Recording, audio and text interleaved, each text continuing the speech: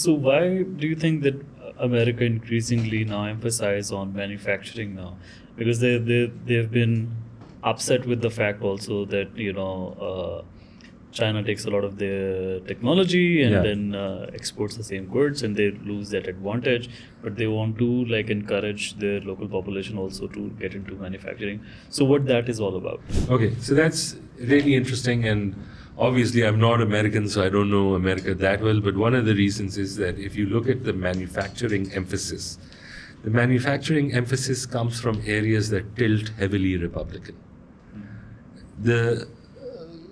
Just the economy of California dwarfs all the other states. Just the economy. So if you look at the west and east, you've got New York on one side, you've got California on the other. Just these two states, generate so much. Then you've got states like, Washington, Seattle, which are generating a lot. These are not traditionally Republican. Sometimes they shift, with governors and all that, but generally they're. The areas which have not done, in terms of services, high-tech, software or technology, where they've been sort of more concentrated on old school manufacturing, have been Republican areas where education levels or other attainment isn't as high. And there are areas like, in Virginia where mining was a big thing, where, as they moved towards, let's say, cleaner technologies, you had states that suffered predominantly, and they were not able to transition from being at the lowest end of the value chain to doing something else. And I see this particular emphasis that, let's say, Trump has is partly because he's looking towards his base. The other thing is also, at a strategic level, some of it makes sense also, right? So if you want certain kinds of high-end technologies, you don't want semiconductors or chips necessarily only made in Taiwan. Because if tomorrow China were to stop or to occupy it, you would suddenly have a massive crisis in the US. So there is strategic reasons for having manufacturing in-house, but not every kind of manufacturing, because certain industries no longer make sense. So for example, if you were to bring clothing back to America, it doesn't make sense because labor is such a big part of that particular cost item that it would have to go to other countries where labor is cheap. So I think that one has to disaggregate. The idea is saying, let's become a manufacturing nation again when you are the preeminent power in the world when it comes to services, software, high-tech. Yeah. It's like going backwards for a more myopic reason for a certain constituency that you're trying to hit at. But I do think it makes sense for certain, critical industries, certain strategic industries where you have. The other thing is that, yes, China has obviously taken huge advantage. It's done a lot of industrial espionage. It has taken their technology. It doesn't have the same kind of protections that you want for IP.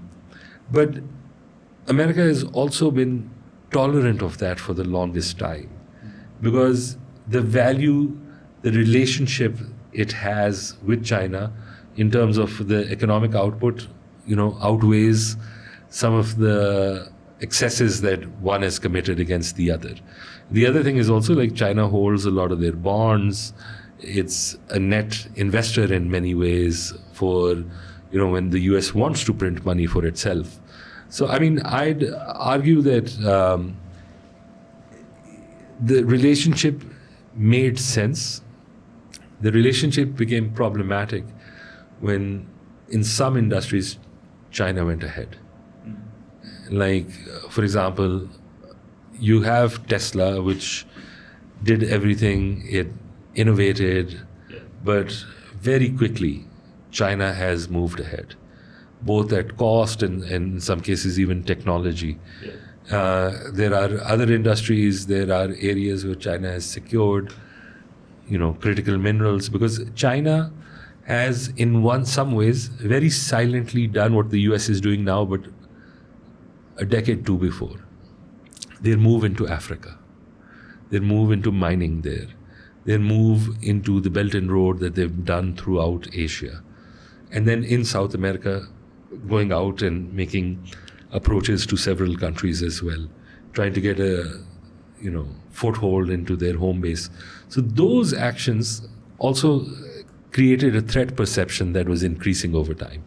And I think it's partly because the US either didn't take it seriously enough, partly because also, the demand for certain kinds of metals, the certain kinds of rare earths, energy, and no one predicted how fast AI would suddenly change everything. No one predicted a lot of these technologies that are emerging and moving forward.